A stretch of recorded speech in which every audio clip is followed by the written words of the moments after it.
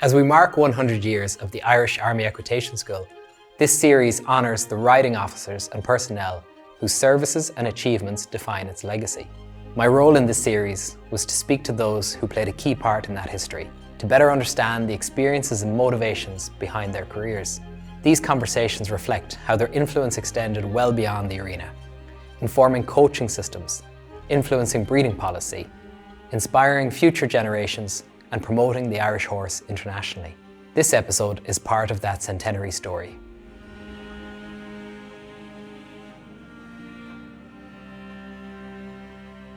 In the 1970s, Irish Army Equitation School rider Captain Con Power became an icon of Irish show jumping. We're here at his home in County Meath to relive some of the greatest moments from his incredible career. Despite Captain Con's health challenges, we're grateful that both he and the Power family have made time to do this interview. So you were born in Wexford, and your childhood ambition was to become a national hunt jockey. Do you remember the moment that plan changed and you set your sights on show jumping? Not really. It changed because I was getting too big, and I had to re-alter my sights. Okay. And that was it. So I did 2 or 3 events with cross country, and then I switched back to the jumping. Yeah. What sort of age would you have been when you when you just switched to focusing on show jumping? 20. Yeah, I'd say around 20. When you were coming up through the ranks and when you were doing ponies, were there riders at the time that you looked up to or that you aspired to replicate their careers? Yes, there was, of course. I'd say that the number one man was Eddie McCann. And like a wonderful natural horseman. And the wonderful style, great seat, position over a fence. He ticked all the right boxes. And that was the main reason. So I went that road. And then, luckily, the first event I ever competed in, I won. And fell into play then. You were hooked? Yeah. Throughout your story, there have been some interesting coincidences. But one of the first ones that I observed was your father buying you a 13-2 called, was it Granard Boy? Yeah, well done. At the Ballsbridge sales. That's right. From Eddie Macken's father. That's right. And it would have been hard to imagine that 10, 15, 20 years later, what the two of you would go on to start doing together. That's life, isn't it? Do you still remember that pony? I do well. Oh God, Granard Boy. Yeah, it was easy to remember his name. Yeah. And so yeah, it just clicked. Had you other standout ponies that really you learnt your trade on? Well, I had good ponies. What did I win on them? I can't really remember. They were good in the pony ranks, but I don't know what they did afterwards. No was the answer to your question, really. Who would have been training you at the time? Would it have been your father, or did you have outside help or outside training? An outsider came in. Or the company he was going at that time, and they had a trainer in McKee Barracks. Okay. And he was training the army and the civilians at the time. What was the path, or what was involved in you actually signing yourself up for the Defence Forces at the time? Like, what did that entail? 12 months training on the Curragh as a cadet. The course was 2 years. Okay. And I passed through all that. And then I was posted to McKee Barracks, because that's where the Equitation School was. Okay. And it all fell into place after that. At that point, did you have any fears or concerns, or was there anything holding you back, or were you fully sure that this was what you wanted to do? That was the path. Well, see, the whole deal, I had a marvellous sponsor. Yeah. Like, end of story. The bottom line was, who was paying the bills? The minister. Kick on. You don't worry about buying horses or anything like that at all. Just, if it's a nice horse, you would buy him. And go on from there. So all you had to worry about was doing your job in the ring? Yeah. Did you know anyone personally in there at the time, or was it something you were aware of, or did you know anyone personally that had gone through the experience? Not really, no. No, I didn't. Just from the outside looking in, it seemed like an appealing proposition. Yeah. And well, naturally, you'd be envious of the fellas that were getting the horses bought for them. Yeah. You know, so that prompted me to give it a bit more of a try. And went on from there. So luckily enough, I got a call for an interview The interview went well, and that was it. Was it 1972 you started in McKee? I couldn't specifically say yes, but I think it was. Because I suppose at the time in Ireland, privately, outside of the equitation school, there probably wouldn't have been many people around that were fit to put horses under a rider. No. There wouldn't have been a whole lot of spare change. Well, no, there wouldn't. That's right. Yeah. Well done. If you didn't get selected for the equitation school, so as a child, plan A was become a national hunt jockey. Yeah. Until growth got the better of you. Yeah. So plan B was the Army Equitation School. Yeah. What was plan C? I wasn't. It's I good. wasn't. Simply, it was all or nothing. And that suited me down to the ground. Because there was quite a few horses hanging around that were being tried for different things. And they weren't coming up trumps. In your opinion, as a rider in the Army Equitation School, did you feel a greater sense of weight or responsibility versus, say, the competitors to your left and right on a team? Did it come with a lot more responsibility? No. You're never pressurised for results. Never. Give it your best shot and hope for the best. And that was it. So no is the answer to the question. So in the early days of your life in the equitation school, how were the horses allocated to people? Who and how was it decided who would get each of the... Colonel Ringrose and Colonel Campion and 2 or 3 other younger officers, Pat Feed and Mick Kiley, they were lads coming through the ranks, but they were at the right age, and the army was short of officers anyway. Okay. Yes, the horses were all being bought, and the best horses were being bought of what was available. Yeah. Of what was available. When you had those really good horses, did each rider have any say in which horses they would ride, or was that all decided for you? That was all decided for you. And they'd chop and change as suited a particular rider. We're obviously in an Olympic year, but in a normal year, this would have been the day before the Nations Cup of Dublin. Yeah. You have an incredible relationship with the Aga Khan, but on a day like today, the night before a Nations Cup, when you knew you were on the team, did you suffer any nerves at all? No, I was good that way. I could manage the nerves. They never stopped me from doing what I wanted to do. Was it down to the confidence in your ability, the confidence in the horses that were under you, or was it a bit of a mix? That's a tricky question now. And I know it depends on which year and which horse, Yeah. but... I was the only rider on the big 3 in a row Aga Khans. They had a different horse each year that would win the Aga Khan Cup. Yeah. And that was pressure. And so, yes, I was nervous. Of course I was. And Geneva and Rome were my first 2 shows for the army. I just didn't know which way to look when the alarm clock went off in the morning. And it was frightening, yes, of course it was. And I was nervous, yes, of course I was. And all the things that you should be before a big competition. I was that man. And just luckily, the horses were there for me to ride and gone well done. Yeah. Talk me through a typical Nations Cup day in Dublin, because if you talk to a lot of younger riders and you talk about their aspirations, a lot of riders would love the opportunity to jump an Aga Khan in Dublin. Of course. What's the feeling on the day when you wake up, when you turn up to the show? Like, what emotions are you going through? A lot. Riding into the main arena at the RDS must be something quite special. And for a lot of riders, I suppose it's a time maybe where you either grow or shrink. That's it. But what was different in your time doing it was not only had you to deal with what was in front of you and the crowd and the pressure, but it was a time where Irish show jumping was beamed into every house all over the country. That's right. Where the nation probably came to a bit of a Halt. halt for that Yeah. moment. Talk me through your experience of riding in, or even say if we go back to your first time riding in for a Nations Cup in Dublin. Frightening. It's the same as with hurler or football or good. To bring out the very best in Mick Lyons on the Meath team, when it was almost impossible to get him, you come up with something. And the something you come up with would be the right answer to the situation you're in. And that's how it went. You know, so just got put him in the horse, warm him up as normal, give him a pat, and in you go. And hope for the best. There was no other option. There was no. And when the gate clicks behind you, into the main ring in Dublin, this is it. This is it.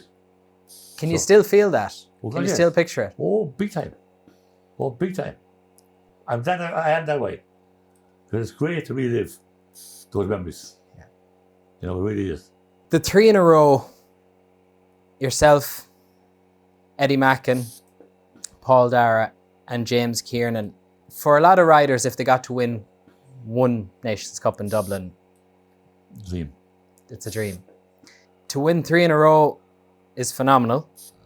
And like what you said, each of the other riders all did it on the same horse, which is impressive. But it's even more of a challenge to turn up on the 3 different horses. How did your experiences differ with the 3 different horses? I suppose you just get a feel for the horse, what kind of form he was in, and how he behaved himself. And you try and guide him. Use the show all week to have him peaking on the Friday of the Equitation Cup. You'd run him in class that you would normally run him in to keep his mind working the right way. Okay. So you balance it around to him, whatever horse you were riding in the Equitation Cup. And it takes, thank God, yeah, it takes. Between Rock Barton, Kilronan, and Castle Park, Well done. how did the 3 differ? Like, what were the strengths and weaknesses of them as you remember them? Well, ability-wise, Rock Barton was in a different class. Yeah. It was out the zone, freak. End of story. Castle Park was an exceptionally good horse too, but a bit heady. Okay. And then Kilronan? yeah, I shouldn't say it, but he wasn't a good horse. Okay. He wasn't a good horse. We'll call him your least favourite of the 3. Yes. Yeah. Of course, it's another coincidence, but the fact that yourself and Rock Barton became such a famous, iconic, successful partnership, and it was an interesting coincidence that you were both born and bred in Wexford. Modern County. Simple. So That answers that.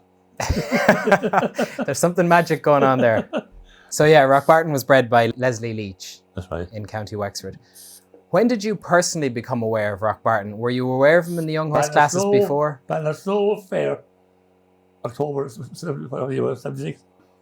He was born in 69, so he was a 6-year-old in 75, 7-year-old. The Army, I think, started competing him as a 7-year-old, was it? Right.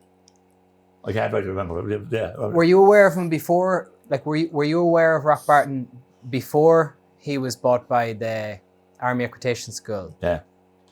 Yeah. And I was actually on the panel that went to the Army Equitation School directors to buy him. Okay. To have a rider, a man called David Mitchell, from the North of Ireland had him. Yes. County Down. Yeah, and so we went up to David's, sat on the horse, jumped 5 or 6 jumps. Oh, end of story. I never got less try a horse in my life. Never got less try a horse in my life. And deal was done. There and then. But did you have that short of a trial because you just knew when you sat on him he was that good? But he was costing so much money, you see, with no opposition. There was no one going to step in and buy him. The horse cost 50 grand Yes. in 1976. I bought this place in 1976, the same week, for 50 grand. So that speaks for itself. Because in today's money, you're looking at close on $500,000. Oh, and the rest. And the rest. Yeah, for sure. Can you talk me through, because I read previously that when he came up for sale and the price tag of 50,000 that was put on him, the budget wasn't really there at the time. That's right. Colonel Daly was the head of the Army Equitation School at that time. And Mr. Colgrove was the teacher. And we were going to see ours on trial. But anyway, Colonel Daly was able to organise to have a car and go to up to somewhere around the border. Okay. Because it was very, very delicate going in and out of the north at that time. Mm-hmm. So we wouldn't have been able to freeze in and out. Yes. It's easy. So it worked out all right, thank God. Because another interesting thing that I hadn't realised until I was doing my homework was that with Rock Barton, that he had actually come through the hands of Tommy Wade. That's right. Tommy had bought him as a 3-year-old That's right. in Gore's Bridge for 1,000 guineas, which was even that for a 3-year-old at the time. Yeah, good price. It's a good chunk of change. Yeah. Do you mind going into how the Equitation School found the money to buy a horse of that calibre? But we had to get extra money. It wasn't in our funds to buy a horse of that calibre. Colonel Daly was 80 pounds for the Taoiseach. For Cosgrove, Liam Cosgrove. Yeah. Yes. Because I had wondered before where the name came from, and it was only when I was reading up on it that I realised where the name came from. Yeah, from the Malloy. The Minister for Defence at the time. Had a house in Galway. Home place was Rock Barton beside Salt Hill in Galway. That's right. Yeah. Obviously, you went on to have an incredible career with him, and you'd want to have because he was quite the price tag. But is it true that on one of your trips to the US, you were approached and there was an offer of $1 million made on him? 100%. 100%. You talk about 50,000 being a lot and being able to buy your farm here for that or less at the time. Aye. And we often hear in the industry today, you hear these crazy prices offered for horses. Sure. But back in the 70s, being offered $1 million for any horse. I have no idea what that would be in today's, but it far exceeds any figures that you'd hear in today's world. Big time. So what I understand is because it was an offer of such significance, he had to write home and pass on the message. Yeah. What then? The reply to the message was that the Colonel Campion had to contact the Minister for Defence or Finance at the time? Defence. And even with the offer, my understanding was the offer for $1 million that came in for the horse, there was a very clear-cut answer from home. That's right. The horse isn't for sale. Yeah. But there must have been a great freedom in that. Most other competitors or teammates that you had probably never knew how long a horse was going to stay with them, when the pressure to sell was going to be too much. But even in your own planning and heading into shows with confidence, knowing that if the horses stayed fit and healthy, nobody was selling them on you. That's right. Even if it was an offer of that magnitude. Sure. So it's a great feeling. Yes, it was. Throughout your career, what horse taught you the most? Every horse is different. Every horse is different. So no one horse taught me any one specific thing. Only the big thing was, if you get a good horse, ride him like a good horse. Don't start treating him like a bad beast and dragging him here and dragging him there. If you get a good horse, ride him like a good horse. And you'll win classes that they shouldn't win. And that was it. And Rock Barton taught me plenty. And when you consider what he did in Aachen in 70, what you did with the Nations Cup in Aachen, 77 or 78. The first day, he won a 1-round speed class. The second day, he won the Puissance.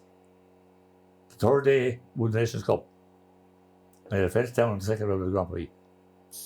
All in one show. And you ended up in second or third, was it, in the Grand Prix then? Yeah. And he was just phenomenal. Now, if you're getting too close to the fence or too far away from the fence, go on. You jump. And your confidence just grows. Riders must have hated you coming after them in a jump off. Tough luck. Because it didn't matter what the class was, you could go in and win it with them. Yeah.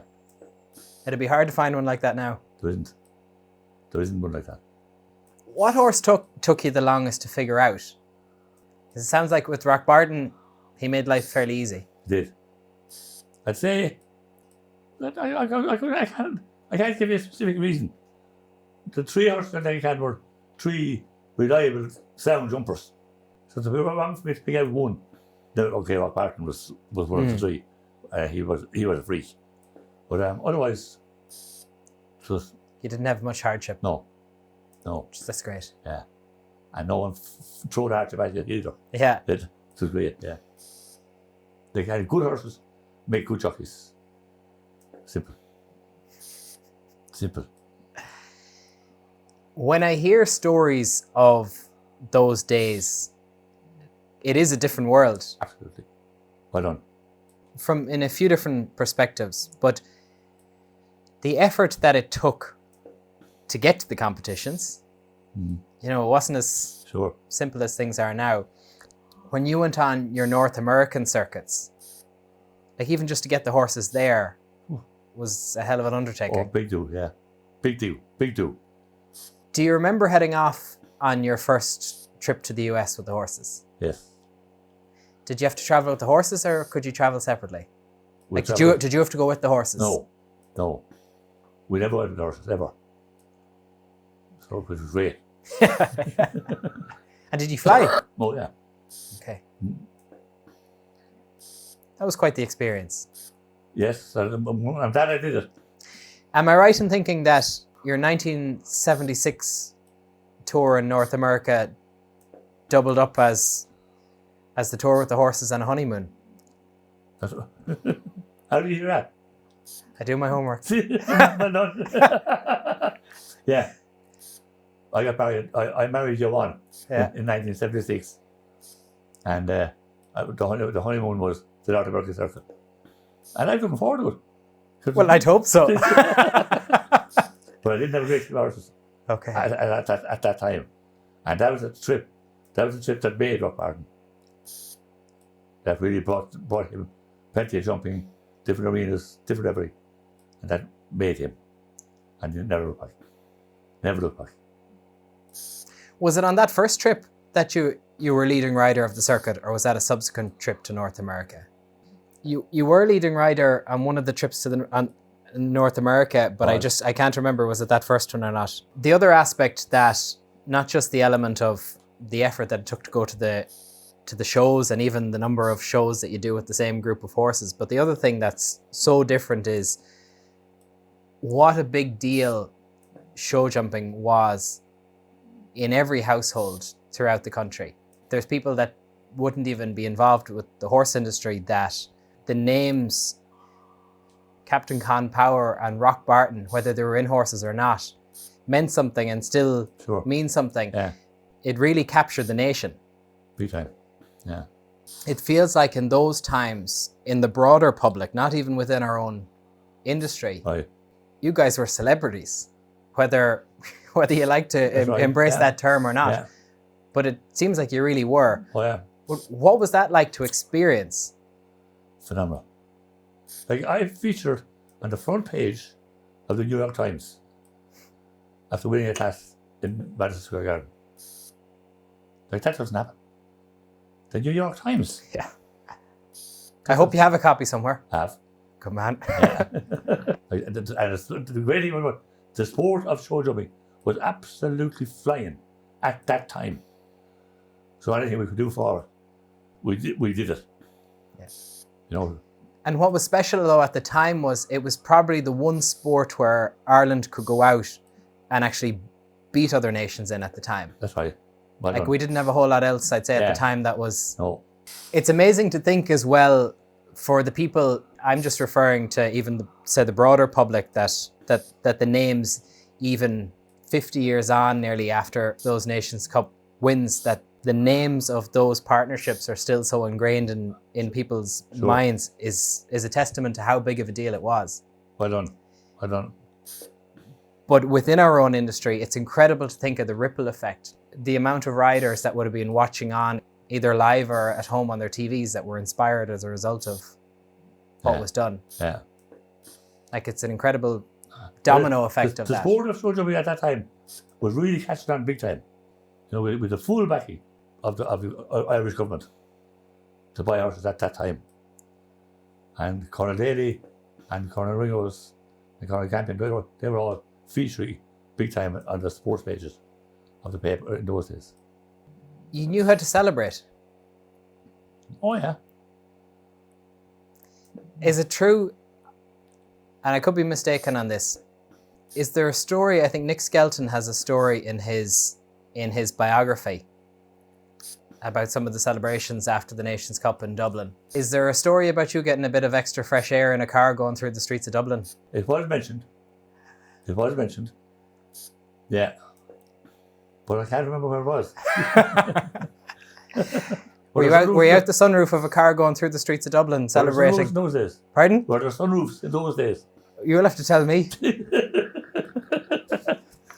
You were part of the first Irish team to win a medal at a European Championships in Rotterdam. That's right. That's right. I bet you. And there haven't been a huge pile won since. No, but you see, we were in a lucky situation in that Eddie Mackin and Woomering were the best partnership in the world at that time. Mm-hmm. And no matter where the show was, Eddie Mackin would jump 2 turns. End of story. And so that was he was our full back. So yes, that's true. So part of the first team to win a medal at the European Championships. But then you personally were the leading rider at some of the biggest, most iconic shows that exist in the world. You were Rome, Dublin, Hickstead, the show that used to be in Ostend, Yes. in the west of Belgium. And at one stage, I know we're not sure on the year, but the leading rider on a trip, the whole North American circuit. That's right. On top of your 3 in a row. For you personally, what were the shows or what were the achievements that gave you the most satisfaction? Obviously, the 3 in a row is incredible, Sure. but outside of that, what were the real special shows or moments that stand out for you? The highlight of my showjumping career, without any doubt, was the Army buying Rock Barton. End of story. And then after that, Dublin, Hickstead, Rotterdam, and Ostend were one after the other in the month of August. And I cleaned up. You were leading rider at every single one of them. Yeah. And Rock Barton was my full back every single time. So that speaks for itself. That speaks for itself. Things like that, feats like that, are actually impossible to imagine any riders doing now. Like, to take the same horse to do, was it 4 shows of that caliber within Yeah. a month of each other, Yeah. and leading rider out of all of them. Yeah. It was good. There was no let up. It was good times. So good times, thank God. The name Captain Con Power, it's typically linked to terms such as glory days, dream team, leading rider, show jumper of the year. But out of the saddle, you're a husband, you're a father of 2. In 1976, you married Mags. Where, when and how did you first meet? We met at an event in Wexford. Because the events used to take place on Saturdays and Sundays. So, through eventing, I met her. But eventing wasn't my number one sport at the time. But Served you well. did, thank God, yeah. It did. So you met her at an event and you gave her a honeymoon on your North American tour. I suppose with the career that you were having, you didn't have too much time to do anything outside of horse shows. No. Did not. No. What's great is with your 2 children, with Robbie and Elizabeth, they've gone on to have their own successful careers. Robbie Thank God. in the racing world and Elizabeth in the eventing world. As a father, what have been your proudest or most enjoyable days in each of their respective careers? Oh, God. Winning the 14-2 championship at Dublin Horse Show with both Robert and Elizabeth. They both won it on different ponies. And that was a particularly pleasing moment for me to be there with them at that, because Dublin Horse Show is the show. Yeah. End of story. So that would be my highlight. They must have had a good coach. You're talking to them. Outside of your own children's careers, your influence as a coach has had a big and positive impact on some other Irish riders. You were very influential in the earlier careers of Bertram and Harry Allen. And in the lead up to this interview, I dropped Bertram a message to get his thoughts on that time. I'm just going to give you a few of his thoughts. He said, "Con was fantastic, great for giving everybody confidence and getting everyone around him motivated and wanting to win. There was always a great energy about him, and I have fond memories of travelling around Ireland and Europe with them. Oh, nice. Now, Bertram has gone on and done incredible things, My God. as has Harry. Yeah. Unfortunately, Bertram should have been just at his second Olympics, only for Right.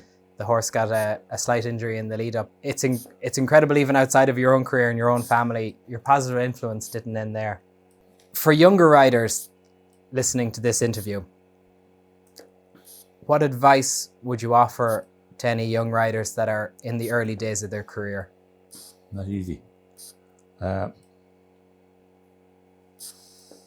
Aside from join the Equitation School, of course. No, to get the experience that I got, compliments of the Minister for Defence, that it cost me no pound to get all the experience I got in the 3 in a row agains and all up through the years.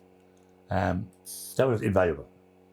That you'd see David Broome and Harvey Smith and John Wheeler, they were all the big guys in those days. And I could go into a good show after them and beat them. That was rewarding. Yeah. That was rewarding. So it made no difference what competition you're at. Those guys were always there coming to hound you if they could. So yeah, that's it. If there was a young rider or someone going through their cadetship now, any pointers for them for a successful life and career in the Equitation School? The sport has changed so much in my time. It really has. So you'd have to be more involved to know what the situation was. Okay. So I'd be speaking as an outsider in that cases. So that's it. So that's it. Why not? Thank you very much for taking the time to do this Pleasure. interview. Pleasure. It's a privilege to get to go through the stories and go through the career highlights with you. And you've done incredible things for the world of show jumping. I was gonna say for the industry here, but you and especially that team, the dream team, took show jumping to new heights, and the rest of us have a lot to thank you for. So Thank you that's very it. much. Thank you. Thank you very much for it.